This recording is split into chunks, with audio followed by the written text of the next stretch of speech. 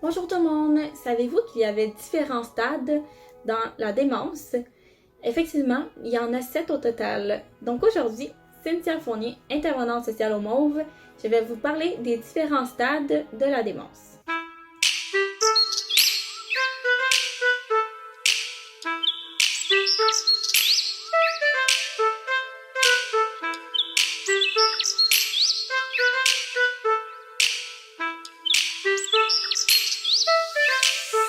Pour commencer, les gens qui sont au premier stade ne vont pas avoir d'atteinte fonctionnelle.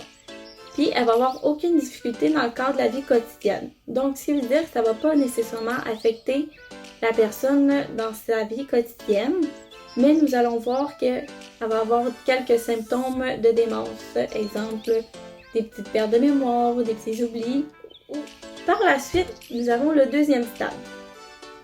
Qu'est-ce qui est touché au deuxième stade? C'est que la personne va avoir de la difficulté à trouver ses mots. Vous allez voir qu'elle va avoir de la difficulté à se rappeler de l'endroit. Et elle va avoir de la difficulté à trouver un objet ou se rappeler d'un rendez-vous. Par la suite, nous avons la personne qui est au troisième stade, va avoir des déficits au travail ou en société. Donc, nous allons voir que ça va commencer à affecter le quotidien de la personne.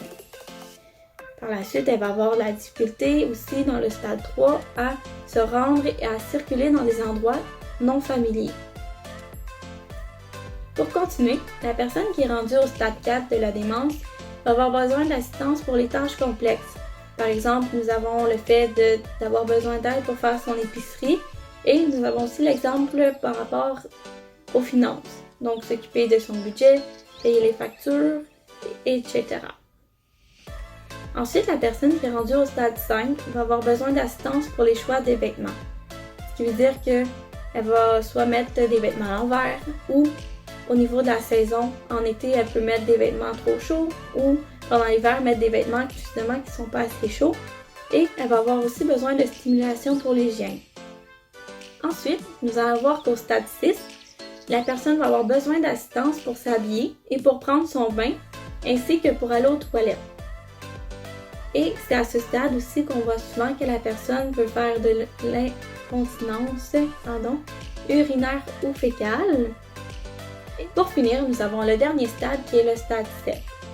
Malheureusement, à ce stade, la personne va avoir des incapacités à se déplacer sans aide.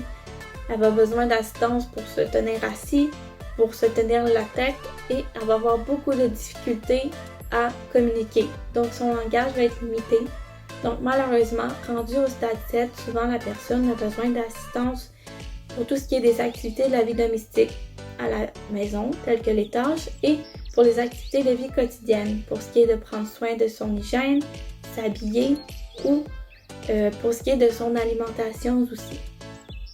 Donc j'espère que vous avez appris davantage sur les différents stades de démence. Sur ce, je vous souhaite une excellente journée. Merci!